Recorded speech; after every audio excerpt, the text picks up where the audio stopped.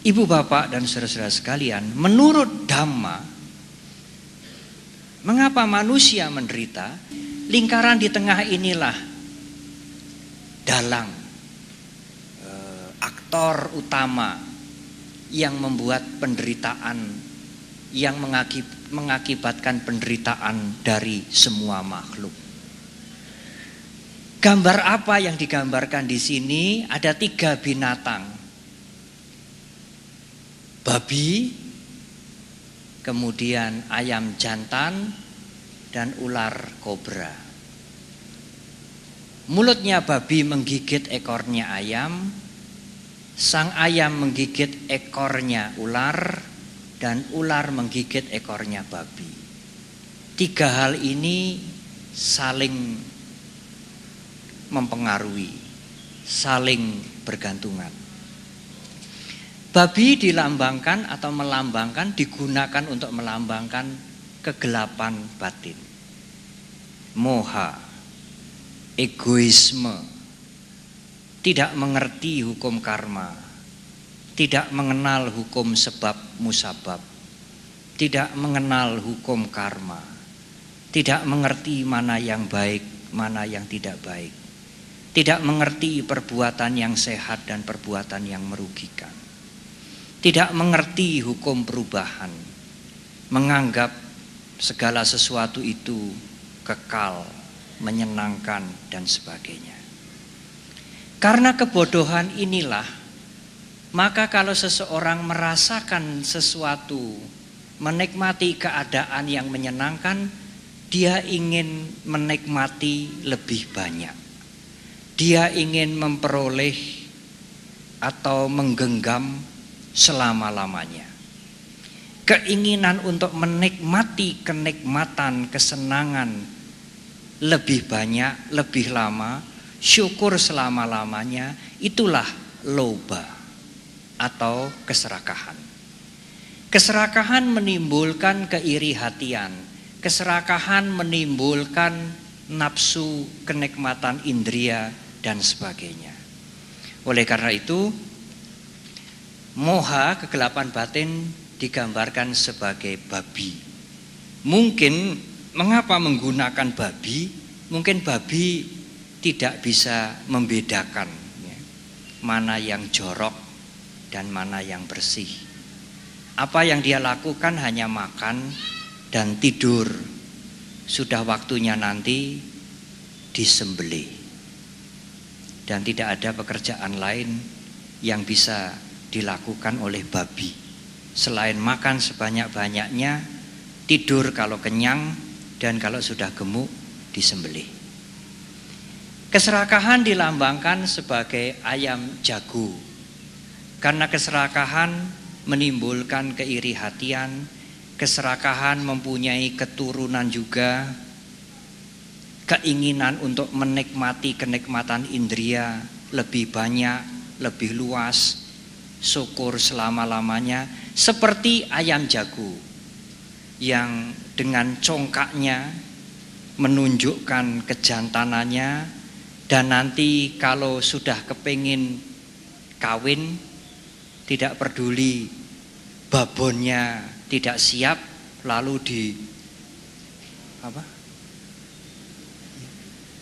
diuber-uber, ya, diuber-uber sampai kena, ya. Oleh karena itu ayam jago digunakan untuk melambangkan loba, keserakahan.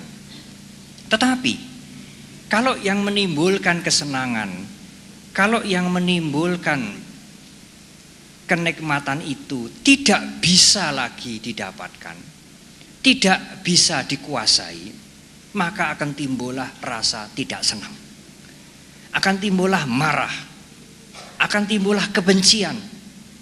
Karena yang menyenangkan, yang enak-enak, yang memberikan kenikmatan tidak bisa lagi dikuasai, tidak bisa lagi dimiliki, maka timbullah kemarahan, kejengkelan, penasaran, kebencian, bahkan mungkin sampai kejahatan seperti pembunuhan dan sebagainya. Itulah dalam bahasa Pali disebut dosa, dalam bahasa Sanskerta disebut dwesa, yang dilambangkan ular kobra. Seperti itulah sifatnya kebencian, seperti ular yang diam, tidak cerewet, tidak mengumbar keangkuhannya seperti ayam jantan, tetapi dia diam dengan menyimpan kebencian. Kalau kita lengah, kita menyentuh atau lewat di bawahnya, maka ular akan mematuk kita dan mematikan kita. Mengapa timbul keserakahan? Karena ketidaktahuan. Karena menganggap segala sesuatu tidak berubah, menganggap segala sesuatu kekal, menganggap semuanya bisa tunduk pada kehendak kita. Timbullah keserakahan. Kalau keinginannya tidak tercapai, timbullah kebencian. Kalau kebenciannya semakin membara, tidak diatasi, dibiarkan meluap-luap, maka kegelapan batinnya juga akan menjadi semakin tebal. Kalau kegelapan batinnya menjadi semakin tebal, semakin menjadi-jadi, nafsu ingin menguasai yang lain juga semakin hebat. Kalau dia tidak berhasil, tidak sukses, kebenciannya juga semakin menjadi-jadi. Kalau kebenciannya semakin menjadi-jadi dibiarkan, maka egoisme, kegelapan batinnya juga semakin menjadi-jadi. Oleh karena itu, moha, loba, dosa, moha, loba, dosa merupakan 3 rangkaian yang saling berhubungan dan saling mempengaruhi.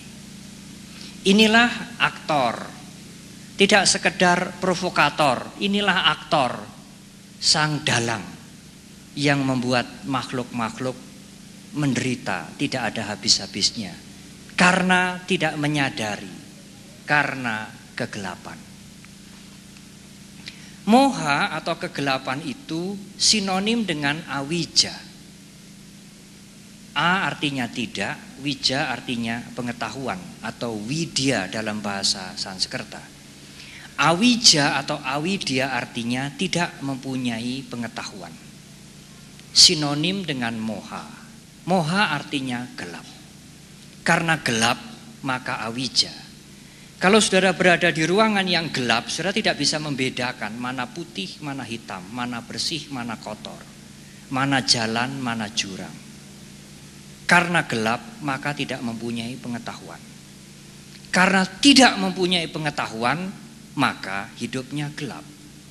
Oleh karena itu moha dan awija, awija dan moha menjadi sinonim. Kalau Sang Buddha meneliti, membedah kehidupan ini, maka beliau menemukan untuk menjelaskan kepada kita awal daripada penderitaan yang diderita oleh makhluk-makhluk termasuk para dewa dan juga umat manusia adalah awija, kegelapan. Di gambar yang berlatar belakang kuning ini, awija digambarkan sebagai mata rantai di sebelah ini. Gambar apakah itu? Awija untuk memudahkan kita mengingat, untuk memudahkan kita mengerti awija, menangkap arti awija, tidak mempunyai pengetahuan, orang yang gelap. Digunakan gambar atau peraga gambar orang yang buta. Orang yang buta itulah seperti awija. Dalam relief kita nanti di lantai 2, awija akan muncul menjadi 3 blok, 3 panel, 1, 2, dan 3. Dari 3 panel ini saudara melihat orang yang buta, digambarkan orang yang sedang mencari-cari tongkatnya karena dia sedang kehilangan atau terlepas tongkatnya dari tangannya. Sekarang dia sudah mendapatkan tongkatnya dan dia berjalan dengan bantuan tongkat karena dia buta. Tetapi meskipun sudah memakai tongkat, dia bisa terantuk pada batu, terantuk pada gundukan tanah. Tongkatnya lepas dan akibatnya dia bisa masuk jurang. Inilah akibat awija. Inilah akibat kegelapan batin yang digambarkan orang yang buta. 3 relief awija ini, 1 sudah diselesaikan. Seperti ini. Ini adalah awija. Awija menjadi sebab. Kegelapan batin menjadi sebab. Kurangnya pengetahuan tentang kehidupan ini menjadi sebab. Mengakibatkan apa, Bante? Mengakibatkan lingkaran yang kedua. Karena tidak mengerti hukum karma. Tidak mengerti hukum sebab musabab. Tidak menyadari di dunia ini semuanya bisa berubah. Tidak menyadari bahwa kebaikan berakibat kebahagiaan, sedangkan perbuatan yang tidak baik berakibat penderitaan. Tidak menyadari semuanya itu, maka akibatnya orang yang diliputi awija ini melakukan bermacam-macam perbuatan. Ada perbuatan yang baik, ada perbuatan yang jahat. Yang baik ada yang sangat berbobot, ada yang ringan. Perbuatannya yang jahat ada yang jahat sekali, ada yang ringan. Dia sudah membuat bermacam-macam perbuatan, yang baik maupun yang jahat, dan dia masih terus membuat bermacam-macam perbuatan karena kebodohannya. Di sini digambarkan orang yang membuat pot, kuali, keramik, vas. Ada yang kecil, ada yang besar, ada yang langsing, ada yang bulat, ada yang pipih, ada yang agak aneh-aneh bentuknya. Tapi juga ada pot-pot yang baik, ada pot-pot yang hancur, pecah, ya. Kemudian mungkin ukurannya tidak cocok, ya. Kemudian rusak. Dan orang ini meskipun sudah mempunyai pot-pot banyak, periuk yang banyak, vas-vas yang banyak, yang bagus juga sudah banyak, yang rusak juga sudah banyak, tetap dia masih membuat terus. Membuat karma-karma terus. Membuat karma-karma yang tidak terarah, yang ngawur karena kegelapan batinnya, karena awija. Awija mengakibatkan sangkara. Sangkara di sini adalah diterjemahkan dengan bentuk-bentuk karma. Di sini digambarkan dengan 3 blok, ya, 3 panel. Saudara yang tidak mengenal panel mungkin ya 3 blok, ya. Orang yang membuat periuk, di sini periuk itu sudah ada kan, ada vas, ada guci, ada yang panjang, ada yang kecil, ada yang pendek, ada yang besar sekali, ada yang rusak, dan dia masih terus membuat, seperti belum puas, belum selesai, dan mungkin tidak pernah selesai. Dan dia membuat periuk sangat banyak. Yang afkir juga sangat banyak, yang jadi juga banyak, dan bermacam-macam. Kemudian gambar yang ketiga ini dari sangkara, periuk-periuk itu mulai dibakar. Dari hasil pembakaran ini, di dapur pembakaran ini ada yang rusak, tapi juga ada yang jadi. Yang jadi ada yang besar, ada yang tanggung, ada yang kecil.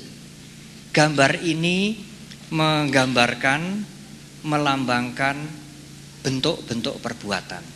Bermacam-macam perbuatan yang kita, kalau saya menguraikan, saudara jangan berpikir orang lain melulu, ya. Saudara juga harus awakku kepriye yo, begitu ya. Saya bagaimana ya? Ya kita semua seperti inilah. Pada saat kita gelap, pada saat kita tidak mengerti dhamma, kita melakukan perbuatan yang ngawur. Kita melakukan perbuatan yang tidak terarah. Apakah itu jahat sekali, atau mungkin itu baik. Dan terus kita melakukan perbuatan yang tidak terarah, yang tidak kita sadari akibatnya karena awija, karena kebodohan, karena kegelapan, karena kurang pengetahuan. Jadi kegelapan mengakibatkan bentuk-bentuk karma.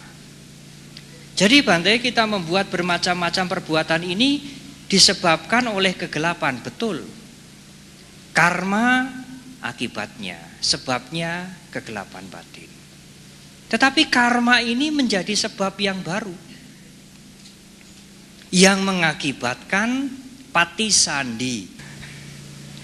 Ibu bapak saudara sekalian, karma itu perbuatan yang baik, yang jahat, ya, yang jahat sekali dan sebagainya, merupakan akibat. Yang menyebabkan kita membuat karma apa? Kegelapan batin, kebodohan. Akibatnya kita membuat macam-macam perbuatan yang ngawur-ngawur, ya, yang tidak terarah. Nah, selain karma itu adalah akibat, karma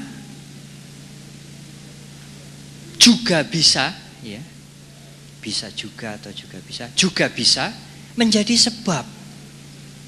Jadi tadi saya katakan karma itu akibat, tapi dia juga sebab. Karena tidak berhenti. Kalau orang sudah membuat karma, maka timbullah akibat. Akibatnya karma apa? Setelah dia menutup mata, setelah dia meninggal dunia, hidupnya tidak berhenti. Dia lahir kembali. Loh, kok bisa lahir kembali, Bante? Ya, karena kekuatan karmanya belum habis.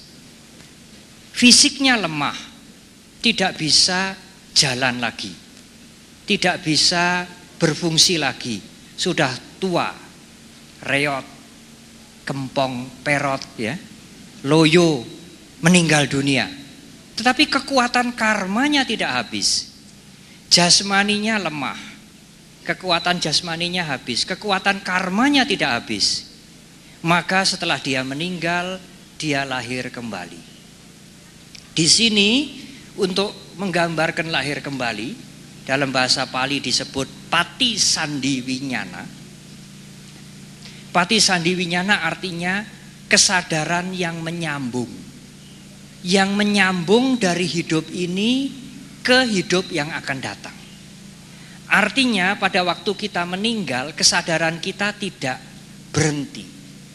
Kesadaran kita yang membawa kekuatan karma jalan terus, menyambung menjadi hidup yang akan datang. Kesadaran yang menyambung itu diumpamakan seperti kera yang sudah makan buah-buahan di pohon ini sampai habis, lalu dia mulai melirik. Dia melirik ke pohon sana. Ini nanti gambarnya harus dikoreksi nih. Keranya tidak melihat ke sini, tapi keranya ini melihat ke pohon sana. Yang pohonnya ini buahnya masih banyak. Ini mungkin buah apel, ini buah pelem. Nah, panel yang kedua, keranya mulai berayun-ayun untuk meloncat ke sana. Dan di panel yang ketiga, keranya sudah meloncat. Jadi kera yang meloncat dari pohon yang buahnya habis menuju ke pohon yang buahnya masih banyak, mengingatkan kita, menggambarkan kita, nanti kalau sudah kita meninggal, meskipun badan kita sudah hancur, sudah loyo, sudah tidak bisa bergerak lagi, kesadaran winyana akan berlangsung terus karena membawa kekuatan karma yang masih belum habis. Nah, kalau saudara diceritai begini, diberikan uraian begini kan sulit toh menangkap. Tetapi kalau ada gambar begini mudah menangkap. Oh, ini keranya meloncat. Berpindah dari pohon yang sudah habis buahnya menuju ke pohon yang buahnya masih banyak. Artinya nanti kalau jasmani kita sudah hancur, kesadaran kita akan melanjutkan kehidupan yang baru. Karena kekuatan karma belum habis. Akibatnya setelah kematian timbullah kelahiran yang baru. Di sini digambarkan satu perahu, ada pria, ada wanita. Pria dan wanita ini lambang dari nama dan rupa, bahasa Pali. Nama artinya batin, ya, kesadaran, rupa artinya jasmani. Karena adanya kelahiran kembali, maka kita mempunyai jasmani lagi dan mempunyai batin lagi. Jasmani dan batin ini berbeda sifatnya.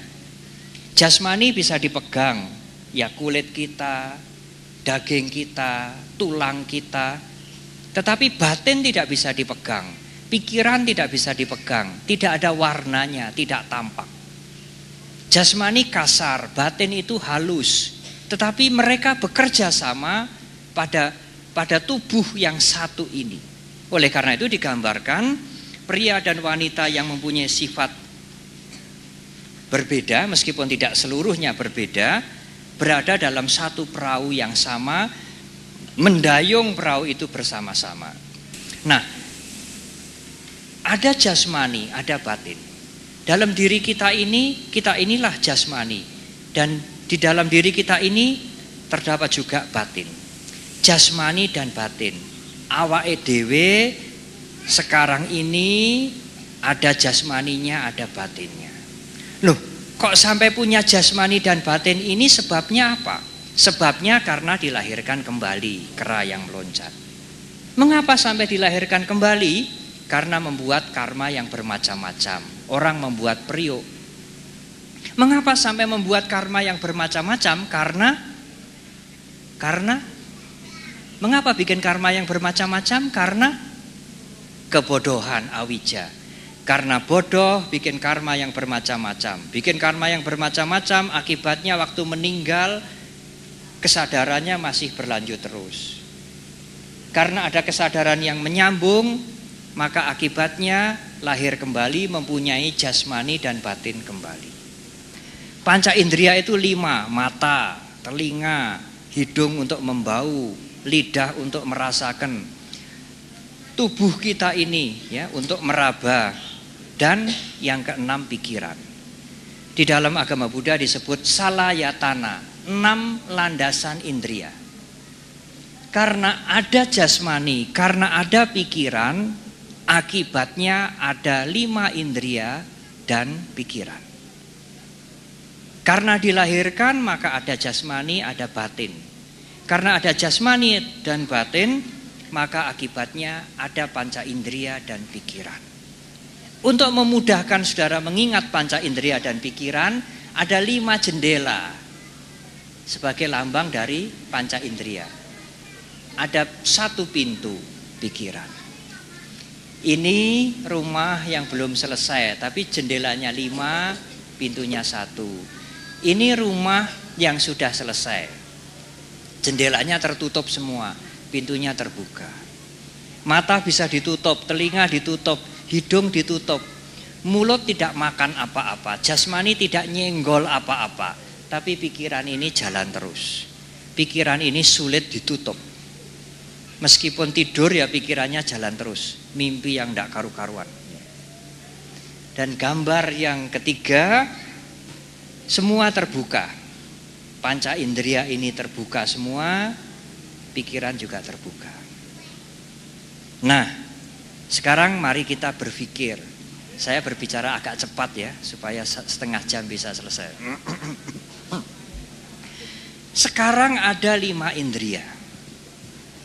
Mata, hidung, telinga, mulut. Ada pikiran. Ada 5 indria, ada pikiran. Mengakibatkan apa kira-kira saudara? Loh Bante, 5 indria dan pikiran itu kan sudah jadi akibat toh. Sebabnya karena kita punya jasmani, karena ada jasmani, karena ada pikiran, ada batin, maka akibatnya ada 5 indria, ada pikiran. Ya, 5 indria dan pikiran itu akibat. akibat dari jasmani dan batin. Tetapi 5 indria dan pikiran juga menjadi sebab baru. Karena ada 5 indria dan pikiran mengakibatkan apa? Mengakibatkan awake dhewe ini, kita semua ini bisa kontak. Kontak itu apa toh Bante? Kontak itu ya punya mata bisa cuci mata. Punya telinga bisa mendengar apa? Campur sari. Punya hidung bisa beli minyak wangi, tapi juga bisa bau-bauan yang busuk ya. Punya mulut bisa makan gudeg. Punya jasmani bisa merasakan, oh ini kok kasar, kalau ini kok halus. Dan juga punya pikiran. Pikiran ini bisa kontak apa saja. Angan-angan, peristiwa, kenangan, semua bisa dikontak oleh pikiran, disentuh oleh pikiran. Bisa mudeng saudara? Punya mata bisa kontak. Mata kontak pada apa? Pada yang bisa dilihat. Mata kontak dengan bau, mboten saged, enggak bisa. Telinga kontak dengan apa? Suara, puji-pujian, wah hebat kamu ya. Wah apa kamu, kayak babi, marah kita ya. Mengapa kita marah? Karena telinga kontak dengan suara, pikiran kita memberikan reaksi. Kita bisa merasakan manis, gurih, ya, terlalu asin, karena kita kontak dengan makanan. Kalau tidak ada panca indera, tidak ada pikiran, tidak bisa kontak. Karena punya panca indera dan pikiran, punya jendela, rumahnya ada jendelanya, bisa melihat keluar. Oh, ada karnaval. Oh, ada orang berbaris. Oh, ada orang-orang lewat ya. Bisa kontak. Kontak digambarkan wanita yang sedang pakai handphone. Handphone kan juga alat untuk kontak tuh. Kontak telinga. Ya kalau senang handphone ya nanti ya habiskan duit ini ya. Apalagi digambarkan orang yang lagi pacaran. Ini perempuan, ini laki-laki. Di sana jelas ya. Yang jelas ke sana lihat ke sana, yang belakang lihat kemari ya. Ini juga melambangkan kontak. Jadi dengan gambar ini saudara begitu melihat, saudara ingat, oh ini kontak. Nah kok bisa kontak ya? Ya, mengapa kita bisa kontak? Mengapa? Karena punya jendela, punya panca indera. Mengapa bisa punya panca indera? Ayo sekarang kita berpikir, tidak hanya mendengarkan saya. Kita bisa kontak. Mata bisa melihat yang bagus-bagus, yang jelek-jelek, pujian-pujian, makian-makian, yang enak-enak, yang asin, yang gurih. Mengapa bisa kontak? Sebabnya apa sehingga kita bisa kontak? Punya panca indera. Mengapa punya panca indera? Kok sampai punya panca indera itu bagaimana itu? Sebabnya apa? Sebabnya karena ada jasmani dan batin. Mengapa ada jasmani dan batin? Mengapa? Karena dilahirkan kembali. Nah kalau tidak lahir, dari mana ada jasmani dan batin? Mengapa sampai dilahirkan kembali?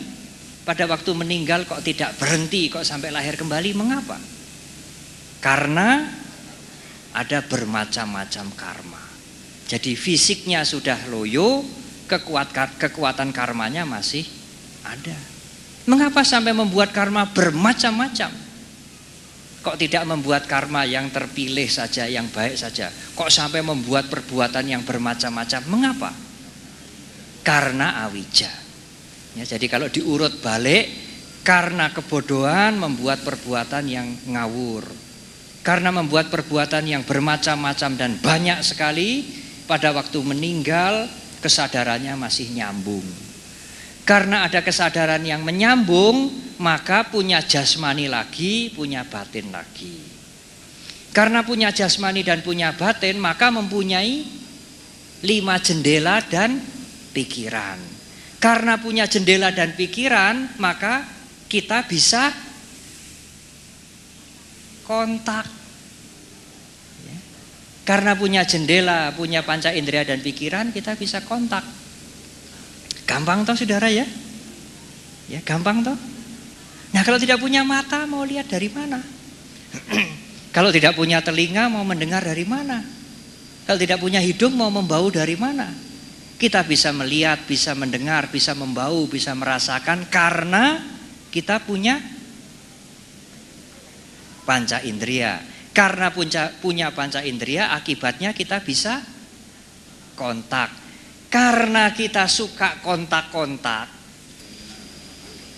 akibatnya timbul perasaan sebelum keinginan. Maaf. Timbul perasaan. Perasaan apa Bante? Nek ora seneng, yo ora seneng. Seneng atau tidak senang, atau netral. Ya, 3 ini. Senang atau tidak senang, suka atau tidak suka, atau netral. Kalau kita dengar pujian, senang.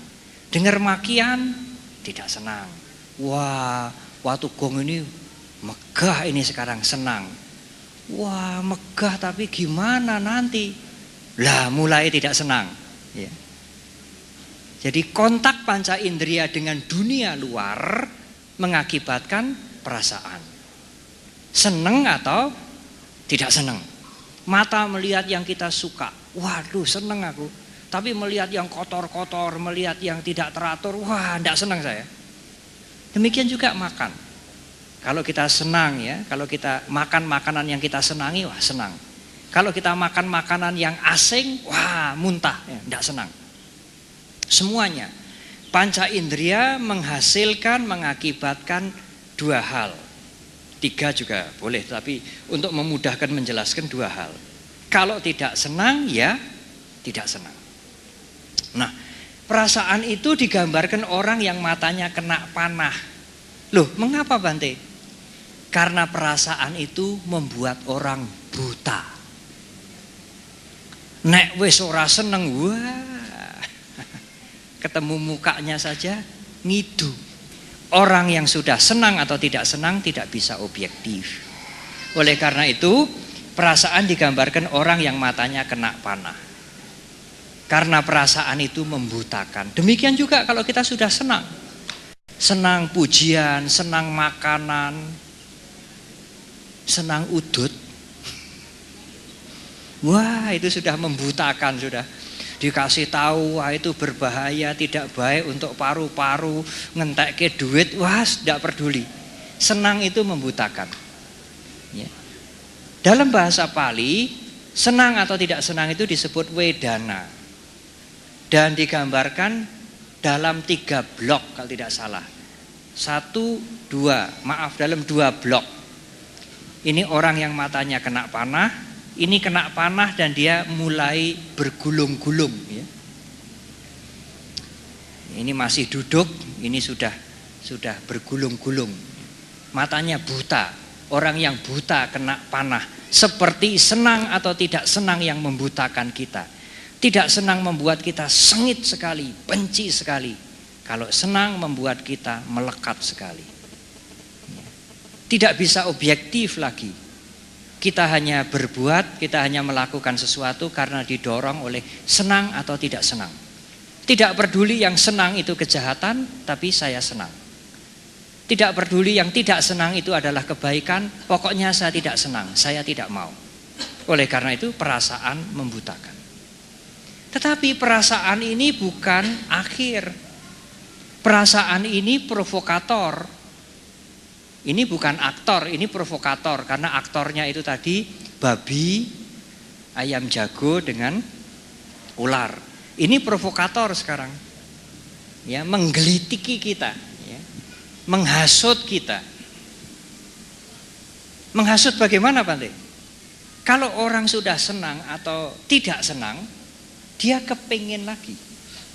Kalau senang ya dia ingin lagi, lebih banyak, terus. Kalau tidak senang bagaimana Bante? Kalau tidak senang dia ingin menghancurkan, ingin meninggalkan, ya ingin membalas. Dan kalau keinginan itu diikuti, dia ingin melakukan itu terus. Jadi ketidaksenangan memancing kebencian, kesenangan memancing keserakahan. Kalau saudara senang, saudara ingin terus menikmati.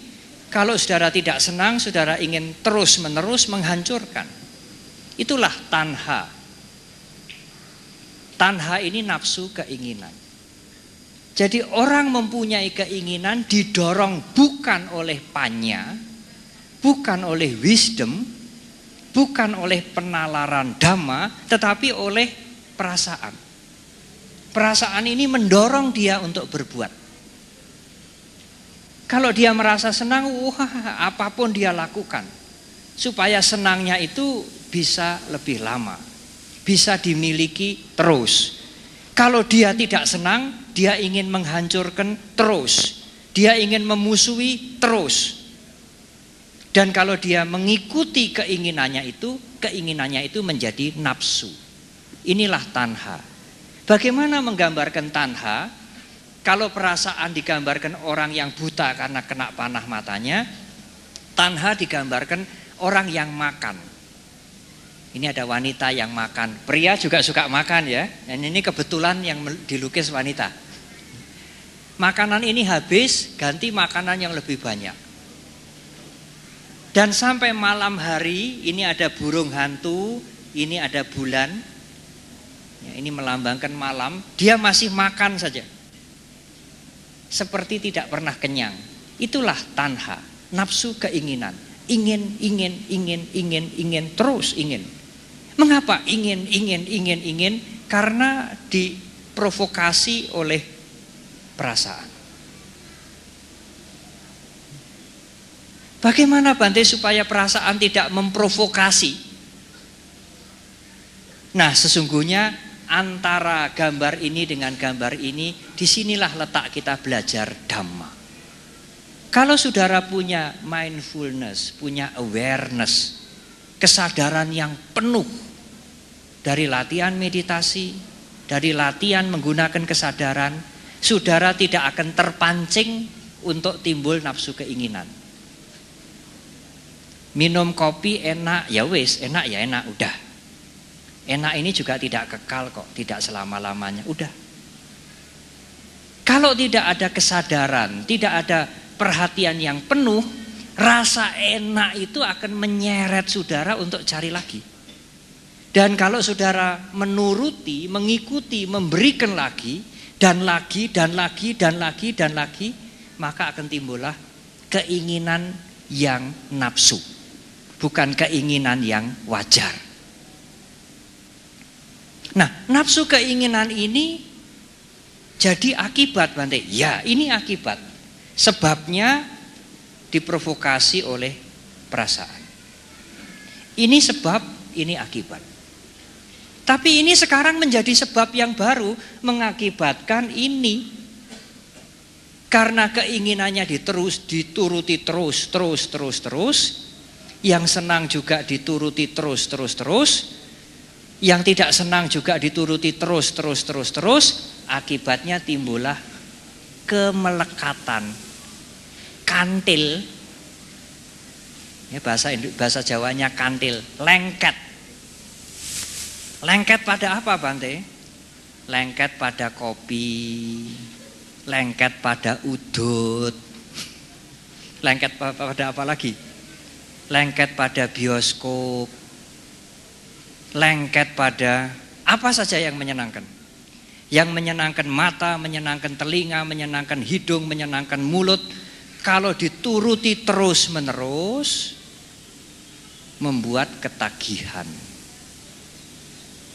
Ya, lengket itu ketagihan. Karena dituruti terus menerus menjadi ketagihan. Dalam psikologi dikatakan kalau saudara tidak mempunyai kebiasaan baru, lalu saudara melakukan kebiasaan itu 90 kali, kebiasaan yang dilakukan 90 kali menjadi watak yang baru. Saudara tidak pernah meditasi toh misalnya ya. Sekarang dipaksakan tiap pagi meditasi. Kalau sampai saudara sudah meditasi setiap pagi 90 kali, maka meditasi itu menjadi seperti watak yang baru. Nek ora meditasi tidak enak. Apalagi yang muda-muda ini, si itu tidak kenal dengan si dia sono, ya. Si gadis itu tidak kenal dengan si perjaka itu. Sekarang mulai kenal. Tiap sore datang ke rumahnya. Kalau baru 5 kali, 10 kali masih belum menjadi kemelekatan. Lagi seneng dia ya. Lagi senang, cocok ya. Kalau orang pacaran kan katanya apa-apa cocok ya. Yang jelek-jelek juga jadi baik ya. Nah karena cocok, karena senang didatangi terus, tanha, dan dituruti terus. Kalau sudah apel 90 kali, itu sulit untuk dipisahkan. Di dalam psikologi dikatakan, kalau perbuatan sudah diulangi 90 kali, seperti menjadi watak yang baru. Jadi kalau saudara mau berhati-hati, kalau ada sesuatu yang baru, saudara ragu-ragu, ya lebih baik tidak dilakukan. Kalau mau melakukan, ya jangan sampai 90 kali. Kalau sudah 90 kali nanti lemedot itu angel nanti ya. Lemedot itu angel nanti. Kalau sudah 90 kali menurut ilmu jiwa, itu nanti akan menjadi sifat yang baru. Nah inilah kemelekatan. Karena keinginannya dituruti terus, dan terus, tidak pernah ada usaha untuk stop, maka menjadi kemelekatan, menjadi ketagihan. Dalam bahasa Pali dikatakan upadana. Bagaimana untuk memudahkan orang mengingat kemelekatan?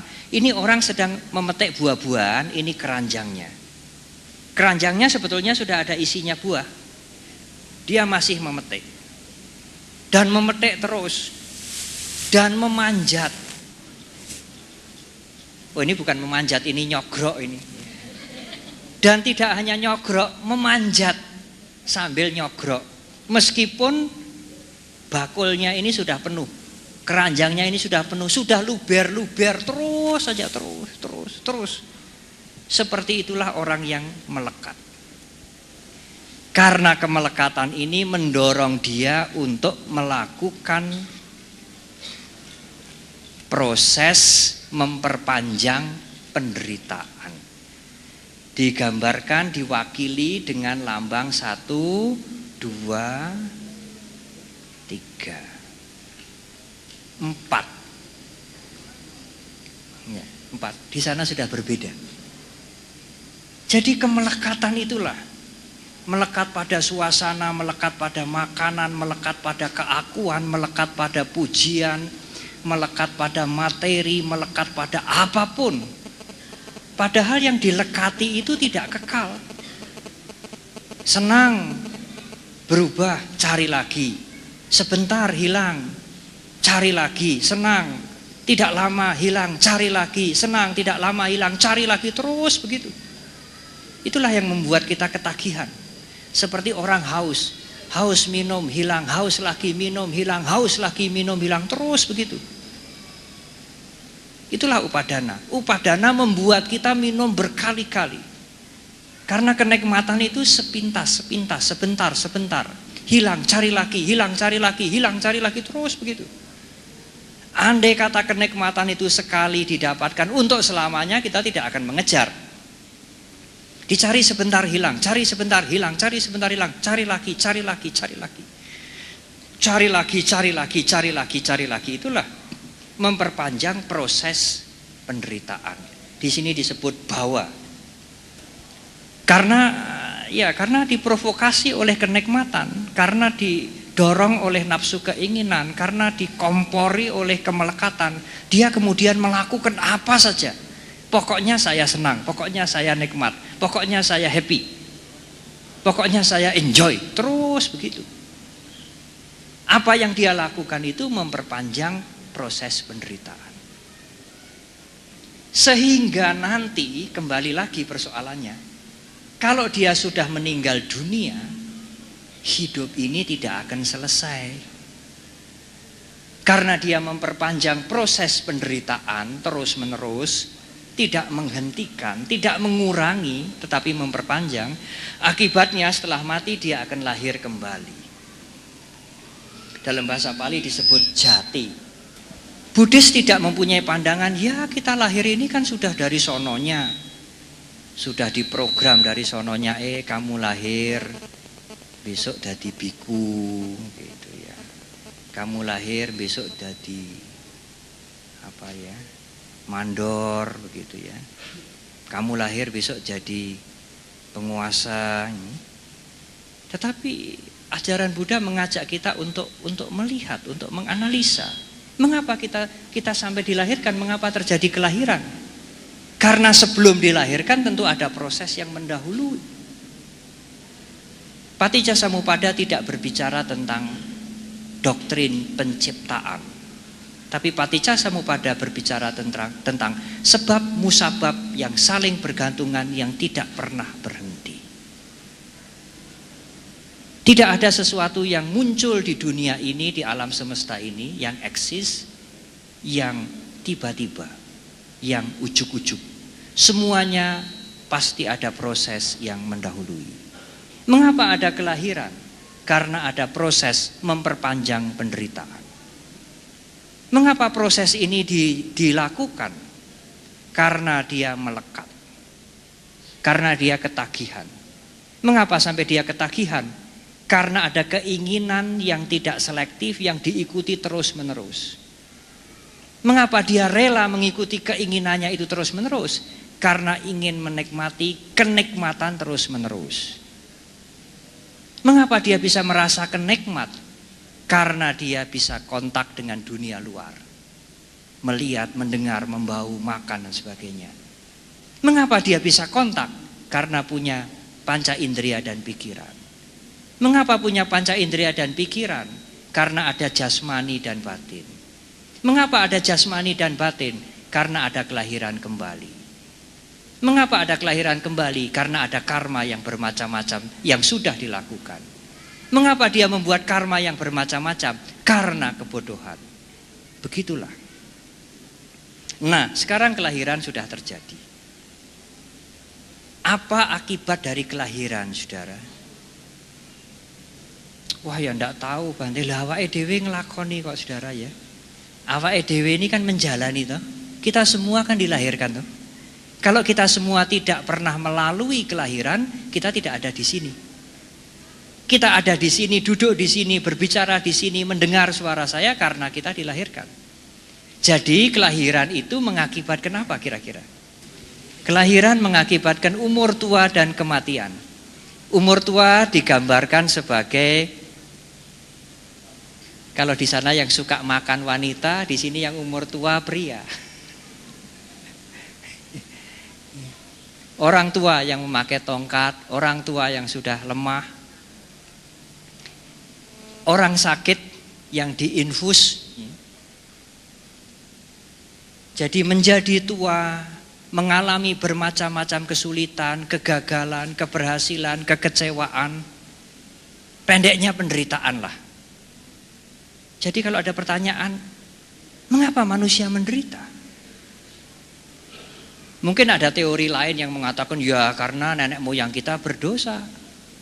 Ya karena kita dulu pernah punya simpanan ini dan itu. Tetapi sesungguhnya jawaban menurut agama Buddha sangat sederhana. Mengapa kita menderita? Mengalami kekecewaan, kegagalan, kesusahan, kesedihan dan sebagainya. Kita menderita karena kita dilahirkan. Betul toh? Ya, buat apa cari jawaban yang susah-susah? Kita menderita karena kita dilahirkan. Seandainya kita tidak dilahirkan, tidak ada persoalan kita menderita. Kelahiran adalah awal dari penderitaan.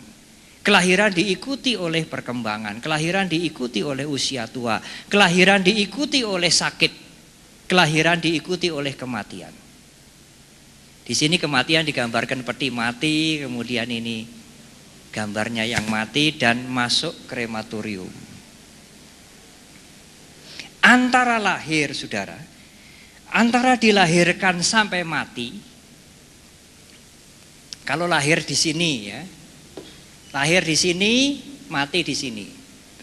Antara lahir sampai mati ini, itulah yang namanya hidup sekarang. Dan antara lahir sampai mati itulah di situ timbul penderitaan. Jadi mengapa penderitaan? Mengapa kita menderita? Mengapa kita mengalami penderitaan? Karena kita dilahirkan. Kalau kita tidak dilahirkan, kita tidak menderita. Tidak ada jawaban yang lebih tepat dari itu. Kalau tidak ada kelahiran kembali, tidak ada penderitaan. Bagaimana supaya tidak dilahirkan kembali? Jangan memperpanjang proses penderitaan. Bagaimana supaya tidak memperpanjang proses penderitaan? Jangan menjadi ketagihan. Jangan gondeli, jangan melekat. Berkaryalah, melakukan hasillah, melakukan hal-hal yang bergunalah, tapi jangan melekat pada hasil itu. Karena apapun terkena perubahan. Supaya tidak melekat, jangan mengumbar nafsu keinginan. Saudara harus selektif dengan nafsu saudara. Memutuskan perbuatan dengan panya, dengan wisdom, bukan didorong oleh perasaan semata-mata. Bagaimana supaya nafsunya tidak terumbar? Supaya nafsunya tidak terumbar, perasaan yang kita rasakan jangan sampai membutakan kita. Bagaimana supaya perasaan tidak membutakan kita? Punyailah kesadaran. Ya, jadi bagaimana Bante supaya perasaan tidak membutakan kita? Ya jangan makan, ya jangan melihat, ya jangan mendengar. Bukan itu caranya. Melihatlah, mendengarlah, makanlah. Rasakanlah senang sebagai senang, tidak senang sebagai tidak senang. Tetapi perasaan itu jangan membuat Anda buta. Bagaimana supaya tidak buta? Harus punya kesadaran. Mindfulness, perhatian yang penuh, pengertian dharma yang cukup. Dari mana didapat? Dari meditasi, dari belajar, dari menjalankan sila. Dari sila, dari meditasi, dari panya. Sila, samadhi, dan panya, itulah yang akan membuat perasaan adalah perasaan. Perasaan tidak akan membutakan kita. Kalau perasaan tidak membutakan kita, tidak timbul nafsu keinginan. Kalau tidak timbul nafsu keinginan, tidak timbul kemelekatan. Kalau tidak timbul kemelekatan, tidak timbul proses memperpanjang penderitaan. Kalau tidak timbul proses memperpanjang penderitaan, tidak timbul kelahiran kembali. Kalau tidak timbul kelahiran kembali, maka selesailah penderitaan ini. Dan selesailah tugas saya untuk menjelaskan bagaimana penderitaan ini datang dan selesai. Dan semoga apa yang saya jelaskan ini bermanfaat bagi saudara. Sekali lagi terima kasih atas perhatian saudara.